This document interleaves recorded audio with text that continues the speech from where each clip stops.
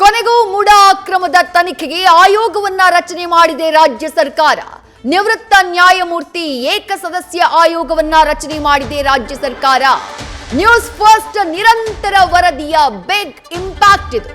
ಮುಡಾ ಅಕ್ರಮದ ಬಗ್ಗೆ ಸತತವಾಗಿ ವರದಿಯನ್ನ ಮಾಡಿತ್ತು ನ್ಯೂಸ್ ಫಸ್ಟ್. ನಿರಂತರವಾಗಿ ಮುಡಾ ಹಗರಣಕ್ಕೆ ಸಂಬಂಧಪಟ್ಟಂತಹ ಸುದ್ದಿಗಳನ್ನ ನ್ಯೂಸ್ ಫಸ್ಟ್ ಬಿತ್ತರಿಸಿತ್ತು. ನಿವೃತ್ತ ನ್ಯಾಯಮೂರ್ತಿ PN ದೇಸಾಯಿ ನೇತೃತ್ವದಲ್ಲಿ ಸದ್ಯ ಆಯೋಗವನ್ನ ರಚನೆ ಮಾಡಲಾಗಿದೆ. 6 ತಿಂಗಳ ಒಳಗಾಗಿ ಸಮಗ್ರ ವರದಿಯನ್ನ ನೀಡುವುದಕ್ಕೆ ಸೂಚನೆಯನ್ನ ಕೊಡಲಾಗಿದೆ. ಸರ್ಕಾರದ ಅಧೀನ ಕಾರ್ಯದರ್ಶಿ ನಾಗರಾಜ್ ಸೂಚನೆಯನ್ನ ಕೊಟ್ಟಿದ್ದಾರೆ.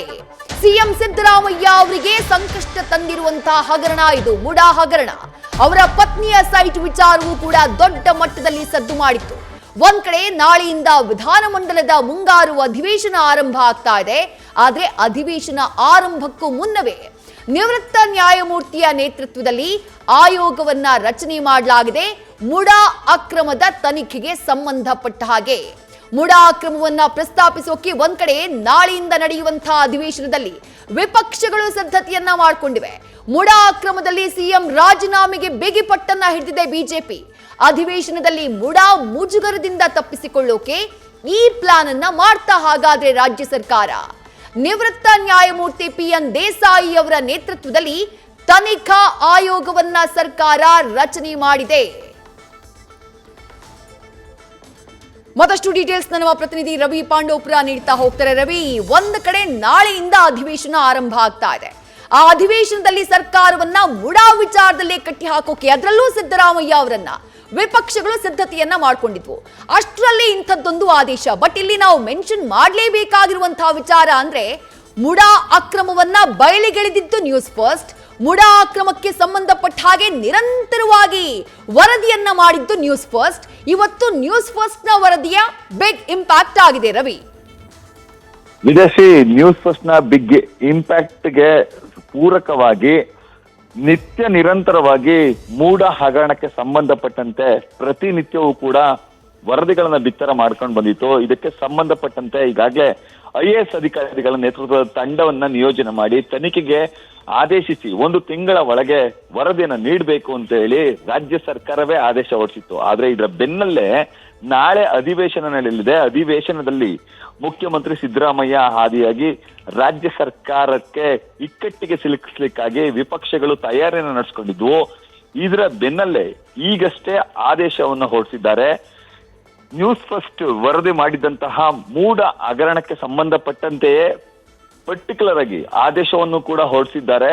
ಎಳೆಯಾಗಿ ವರದಿಯನ್ನ ಬಿತ್ತರಿಸಿದ್ದನ್ನ ಗಮನಿಸಿದಂತಹ ಸಿಎಂ ಆದಿಯಾಗಿ ಸರ್ಕಾರದವರು ತಮಗೆ ಆಗ್ತಿರುವಂತಹ ಮುಜುಗರವನ್ನ ತಪ್ಪಿಸಿಕೊಳ್ಳುವ ಉದ್ದೇಶದಿಂದಲೇ ನಿವೃತ್ತ ನ್ಯಾಯಮೂರ್ತಿ ಆದಂತಹ PN ದೇಸಾಯಿ ಅವರ ನೇತೃತ್ವದಲ್ಲಿ ಸದ್ಯ ತನಿಖೆಗೆ ಆದೇಶವನ್ನ ಮಾಡಿದ್ದಾರೆ. ತನಿಖೆಯ ಆದೇಶದಲ್ಲಿ ಪ್ರಮುಖವಾಗಿ ಅವರು 6 ತಿಂಗಳ ಗಡುವನ್ನು ತೆಗೆದುಕೊಂಡಿದ್ದಾರೆ. 6 ತಿಂಗಳ ಒಳಗಾಗಿ ಮೂಡಾದಲ್ಲಿ ನಡೆದಿರುವಂತಹ ಎಲ್ಲ ಅಕ್ರಮಗಳನ್ನ ಕುರಿತು ಸಮಗ್ರ ತನಿಖೆ ನಡೆಸಬೇಕು, ವರದಿಯನ್ನ ಕೊಡಬೇಕು ಅಂತ ಹೇಳಿ. ಆದ್ರೆ ಮತ್ತೊಂದೆಡೆ ಇಡೀ ರಾಜ್ಯಾದ್ಯಂತ ನ್ಯೂಸ್ ಫಸ್ಟ್ ಬಿತ್ತರಿಸಿದ್ದಂತಹ ವರದಿ ಸದ್ಯ ಸಂಚಲನವನ್ನ ಸೃಷ್ಟಿ ಮಾಡಿದೆ.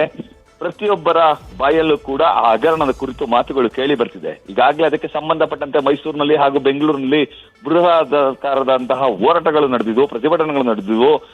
ಖುದ್ದು ರಾಜ್ಯಾಧ್ಯಕ್ಷರನ್ನ ಬಂಧಿಸುವಂತಹ ಕೆಲಸ ಮಾಡಿದ್ರೆ ಅಶೋಕ್ ಅವರು ಅಲ್ಲಿಂದ ಅಂದ್ರೆ ಬೆಂಗಳೂರಿನ ಮೈಸೂರಿಗೆ ಗೂಡ್ಸ್ ಆಟೋದಲ್ಲಿ ಬಂದು ಪ್ರತಿಭಟನೆ ಮಾಡ್ಲಿಕ್ಕೂ ಮುಂದಾಗಿದ್ರು. ಅವ್ರನ್ನು ಕೂಡ ಬಂಧಿಸುವಂತಹ ಕೆಲಸಕ್ಕೆ ಮುಂದಾಗಿದ್ರು. ಹೀಗೆ ಹೋರಾಟದ ಸ್ವರೂಪವನ್ನ ಪಡೆದುಕೊಂಡಿರುವಂತಹ ಮೂಡ ಪ್ರಕರಣವನ್ನ ಸದ್ಯ ಈಗ ರಾಜ್ಯ ಸರ್ಕಾರ ಮುಜುಗರವನ್ನ ತಪ್ಪಿಸಿಕೊಳ್ಳುವ ಉದ್ದೇಶದಿಂದಲೇ ಈ ಒಂದು ಪ್ರಕರಣವನ್ನ ನಿವೃತ್ತ ನ್ಯಾಯಮೂರ್ತಿಯವರ ತನಿಖೆಗೆ ಆದೇಶಕ್ಕೆ ಈಗ ನೀಡಿರೋದು. ಇದು ನಾಳಿನ ಅಧಿವೇಶನದಲ್ಲಿ ಮತ್ತಷ್ಟು ಚರ್ಚೆಗೆ ಕಾರಣ ಆಗ್ಬಹುದು. ಖುದ್ದು ಈ ವಿಚಾರವನ್ನ ಇಟ್ಕೊಂಡು ಭೈರತಿ ಸುರೇಶ್ ಅವರು ರಾಜೀನಾಮೆ ಕೊಡಬೇಕು ಹಾಗೂ ಸಿಎಂ ಸಿದ್ದರಾಮಯ್ಯ ಅವರು ಕೂಡ ರಾಜೀನಾಮೆ ಕೊಡಬೇಕು ಅಂತ ಹೇಳಿ ವಿಪಕ್ಷಗಳು ಬಿಗಿಪಟ್ಟನ್ನ ಹಿಡಿಲಿಕ್ಕೆ ಮುಂದಾಗಿದ್ವು. ಅದರ ಬೆನ್ನಲ್ಲೇ ಈಗ ಇಂತಹದೊಂದು ಆದೇಶ ಹೊರಡಿಸಿರೋದು ನಿಜಕ್ಕೂ ಅಚ್ಚರಿಯನ್ನು ಮೂಡಿಸಿದೆ. ಇದು ನಿಜಕ್ಕೂ ನ್ಯೂಸ್ ಫಸ್ಟ್ ನ ಮೊದಲ ಗೆಲುವಾಗಿದೆ ಹಾಗೂ ಬಿಗ್ ಇಂಪ್ಯಾಕ್ಟ್ ಆಗಿದೆ. ವಿಜಯಶ್ರೀ, ಥ್ಯಾಂಕ್ ಯು ರವಿ ತಮ್ಮೆಲ್ಲ ಡೀಟೇಲ್ಸ್ಗೆ. ಒಟ್ಟಿನಲ್ಲಿ ಮುಡಾ ಹಗರಣ ರಾಜ್ಯದಲ್ಲಿ ದೊಡ್ಡ ಮಟ್ಟದಲ್ಲಿ ಸಂಚಲನವನ್ನ ಕ್ರಿಯೇಟ್ ಮಾಡಿದಂತ ಹಗರಣ. ಮೈಸೂರಿನ ಮುಡಾ ಅಕ್ರಮವಾಗಿ ಸೈಟ್ ಹಂಚಿಕೆಯನ್ನ ಮಾಡಿದೆ ಅನ್ನುವಂಥ ಆರೋಪ ಕೇಳಿಬಂದಿತ್ತು. ಎಲ್ಲಕ್ಕಿಂತ ಮಿಗಿಲಾಗಿ ಸಿದ್ದರಾಮಯ್ಯ ಅವರ ಪತ್ನಿ ಪಾರ್ವತಿ ಅವರಿಗೂ ಕೂಡ ಅಕ್ರಮವಾಗಿ ಸೈಟ್ ಹಂಚಿಕೆಯಾಗಿದೆ. ಮುಡಾ ಸೈಟ್ ಅನ್ನ ಹಂಚಿಕೆ ಮಾಡಿದೆ ಅನ್ನುವಂತಹ ಗಂಭೀರ ಆರೋಪ ಕೇಳಿಬಂದಿತ್ತು. ಇದೇ ವಿಚಾರಕ್ಕೆ ಸಂಬಂಧಪಟ್ಟ ಹಾಗೆ ಬಿಜೆಪಿಯ ನಾಯಕರು ಮೈಸೂರು ಚಲೋ ಮಾಡುವುದಕ್ಕೂ ಕೂಡ ಮುಂದಾಗಿದ್ರು, ಪ್ರತಿಭಟನೆಯನ್ನ ಮಾಡಿದ್ರು, ಮುಖ್ಯಮಂತ್ರಿಗಳ ವಿರುದ್ಧ ಆಕ್ರೋಶವನ್ನ ವ್ಯಕ್ತಪಡಿಸಿದ್ರು. ನಾಳೆಯಿಂದ ಅಧಿವೇಶನ ಆರಂಭ ಆಗ್ತಾ ಇದೆ, ವಿಧಾನಮಂಡಲ ಅಧಿವೇಶನ. ಈ ಅಧಿವೇಶನದಲ್ಲೂ ವಾಲ್ಮೀಕಿ ಹಗರಣದ ಜೊತೆಗೆ ಮುಖ್ಯಮಂತ್ರಿಗಳ ಧರ್ಮಪತ್ನಿಯ ಹೆಸರು ಕೂಡ ತಳುಕು ಹಾಕಿಕೊಂಡಿರುವಂತಹ ಮುಡಾ ಹಗರಣವನ್ನ ಪ್ರಸ್ತಾಪ ಮಾಡಬೇಕು. ಆ ಮೂಲಕ ಸಿದ್ದರಾಮಯ್ಯ ಅವರನ್ನ ಕಟ್ಟಿ ಹಾಕಬೇಕು, ರಾಜ್ಯ ಸರ್ಕಾರವನ್ನ ಕಟ್ಟಿ ಹಾಕಬೇಕು ಅಂತ ಹೇಳಿ ಬಿಜೆಪಿ ಹಾಗೆ ಜೆಡಿಎಸ್ನ ನಾಯಕರು ತಯಾರಿಯನ್ನ ಮಾಡಿಕೊಂಡಿದ್ರು. ಅಷ್ಟರಲ್ಲಿ ಲಾಸ್ಟ್ ಮೊಮೆಂಟ್ ಅನ್ನೋ ಹಾಗೆ ರಾಜ್ಯ ಸರ್ಕಾರ ಈಗ ಮುಡಾ ಹಗರಣದ ತನಿಖೆಗೆ ಆದೇಶವನ್ನ ಮಾಡಿದೆ. ಅದಕ್ಕಾಗಿ ಏಕ ನ್ಯಾಯಮೂರ್ತಿಗಳ ಆಯೋಗವನ್ನ ರಚನೆ ಮಾಡಿದೆ. ನಿವೃತ್ತ ನ್ಯಾಯಮೂರ್ತಿ PN ದೇಸಾಯಿ ಅವರ ನೇತೃತ್ವದಲ್ಲಿ ಆಯೋಗ ರಚನೆಯಾಗಿದೆ. 6 ತಿಂಗಳ ಒಳಗಾಗಿ ಸಮಗ್ರ ವರದಿಯನ್ನ ನೀಡಬೇಕು ಅನ್ನುವಂತಹ ಸೂಚನೆಯನ್ನ ನೀಡಲಾಗಿದೆ. ನ್ಯೂಸ್ ಫಸ್ಟ್ ನಿರ್ಭೀತಿಯಿಂದ ನಿಮ್ಮ ಪರವಾಗಿ.